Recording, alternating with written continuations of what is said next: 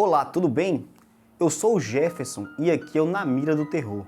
E aí, como é que está os contos de lobisomem em sua região? Você acredita? Se você não acredita ou acredita, vem conosco que tem uma nova história para contar para vocês. Então, o ano era 1987. A nossa história veio lá do interior do Ceará. Veio de uma fazenda há muito tempo atrás, cujo dono dessa fazenda que nos relatou o que aconteceu. Então, o dono dessa fazenda se chama Seu Ramiro, conhecido popular como Ramirão, né? Ele fala. Ele conta que nessa época ele tinha um sítio, né? Ele tinha um sítio e ele tinha como se diz, um vaqueiro, uma família que tomava conta do seu sítio para ele, que morava ali, tomava conta das suas criações, das suas vacas, né? Dos seus porcos, galinhas, todas as criações que ele tinha ali. Então o seu Ramiro conta que ele morava em um vilarejo próximo. Ele conta que ele não morava lá, mas que o seu funcionário morava, né? Era o seu vaqueiro, o seu homem de confiança.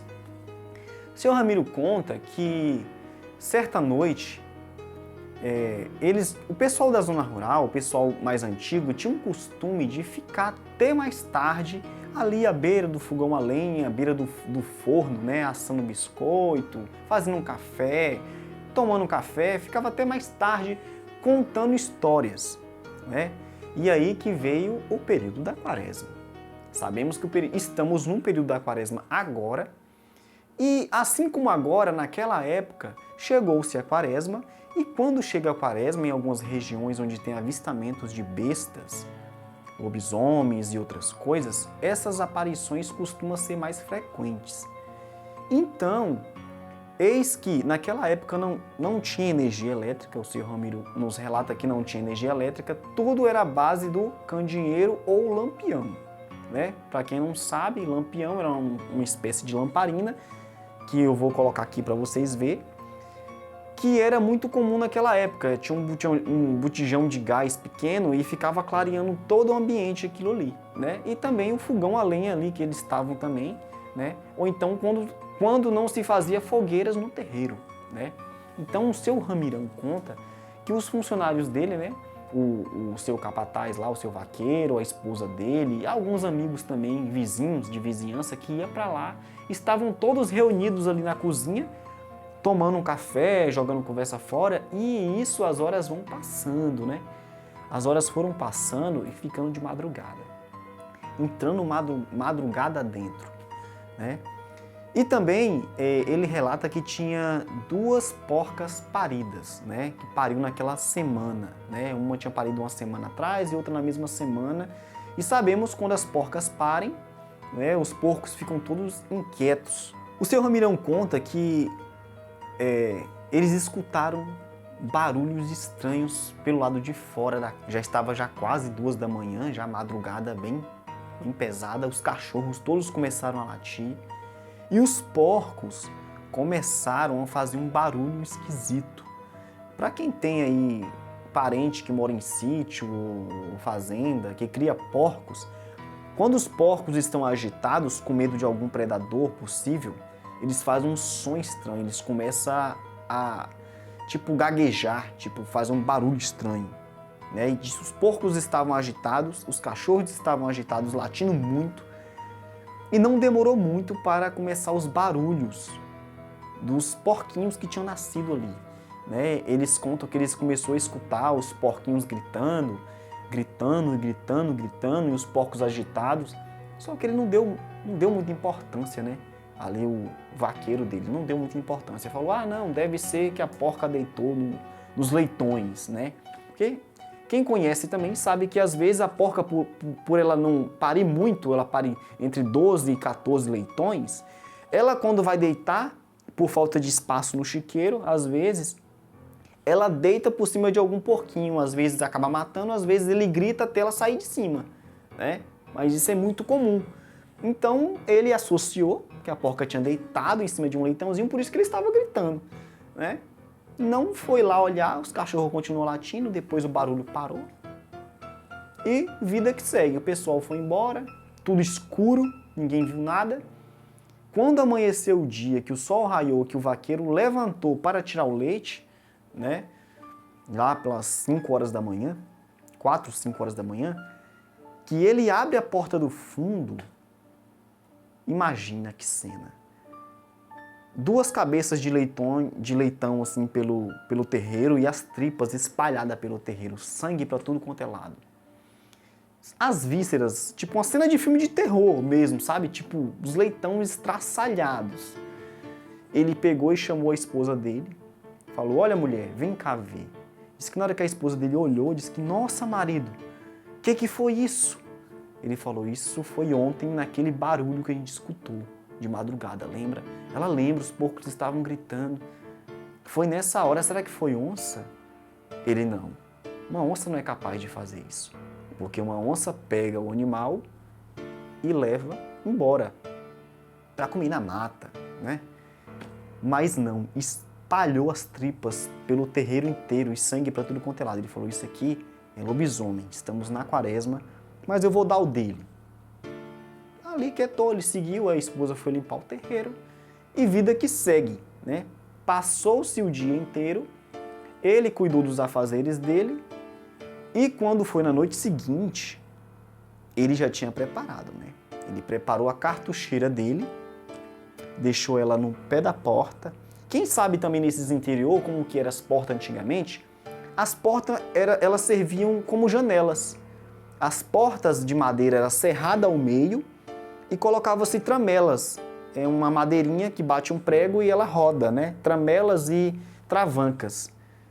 E aí ele conta que a porta era em janela. A porta abre e fica tipo a parte de baixo fechada e a parte de cima tipo uma janela. E era dessa forma que era a porta, lá. E ele colocou a cartucheira do lado da porta. Deixou fechada, o pessoal veio, os amigos veio, ele contou o caso, todo mundo ficou assustado. Ouviram relatos de outros animais que sumiram em outras fazendas vizinhas, em outras chácaras vizinhas, galinha e outros bichos. E ele ficou na espera. Eles começaram a tomar o café, começaram a contar as histórias deles. E quando foi mais tarde, de madrugada, lá para as 2, 3, veio mais tarde, lá para as 2, 3 horas da madrugada, os cachorros começaram a latir de novo e os porcos começaram a fazer o mesmo barulho estranho, agitados, fazer aquele barulho de medo. E outra coisa que eles contaram, né, que o senhor Ramirão contou, corta esse espaço, que o senhor Ramirão contou. O odor de carne podre era muito, muito forte. Porque o chiqueiro dos porcos ficavam praticamente colado na porta da cozinha, ele conta, que era bem próximo. E ele falou, olha, ele chegou. Ele pegou o lampião, o amigo dele que estava lá, o vizinho, pegou o lampião, abriu a travanca devagar da porta e abriu a porta e ele apontou a cartucheira. Ele conta que ele viu uma criatura arrepugnante, um monstro preto com garras enormes e a cara meio de gente com cachorro, até parecido com um porco também. Ele conta que o bicho dava uns esporros muito forte e ele estava tentando pegar os porcos por cima. Diz que ele estava em pé tentando pegar os porquinhos. E na hora que ele se virou para ele com aqueles olhos vermelhos e aquele cheiro, ele mirou e atirou. Tei! Soltou o tiro nele.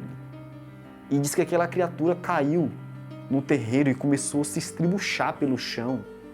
Diz que ele berrava, tipo uma criatura rouca, sabe? Com aquele mau cheiro, e ele ficou travado. Depois que ele atirou, ele ficou travado. E ele não fez mais nada. Ele só ficou ali parado olhando, enquanto aquela criatura se rastejava para o mato. Ele não correu, ele se rastejou para o mato, sangrando e berrando, tipo um porco com um cachorro, tipo bem estranho. Ele conta que ele nunca viu nada parecido, uma criatura com pelos negros grossos, unhas enormes, parecendo um homem, uma besta, um lobisomem, né? E todo mundo correu e fechou a porta e a criatura foi embora, né? Ele deixou a criatura embora. Só que a criatura, antes de entrar no mato escuro e negro, olhou para ele com um olhar de maldade, que ia voltar para se vingar dele. E ele, aterrorizado, contou para o seu Ramiro essa história e para todo mundo que se espalhou ali, né? Essa história rapidamente. Um tempo depois, né? Uns meses depois, a quaresma passou e ninguém nunca mais ouviu falar daquela criatura, nem animais sumindo naquela região, mas eles não tinham carro, naquela época era a carroça mesmo, era um burro ou um cavalo puxando a carroça, e eles saíam dali da fazenda ali, né, do sítio, e ia até a vila fazer compras, né? O pessoal nessa época eles compravam tudo de uma vez, faziam uma compra muito grande e trazia para o mês inteiro, tipo 2 meses. E aí ele foi sozinho. E quando ele estava voltando no cair da noite, né, já no entardecer, ele não chegou à sua casa. Ele foi morto no caminho. Alguém ou algo o matou no caminho. Fez uma emboscada para ele. E por ser um homem muito correto, o senhor Ramiro conta que todo mundo gostava dele, era muito querido, tinha muitos amigos, ninguém sabe o que matou. O que o matou, ou quem o matou.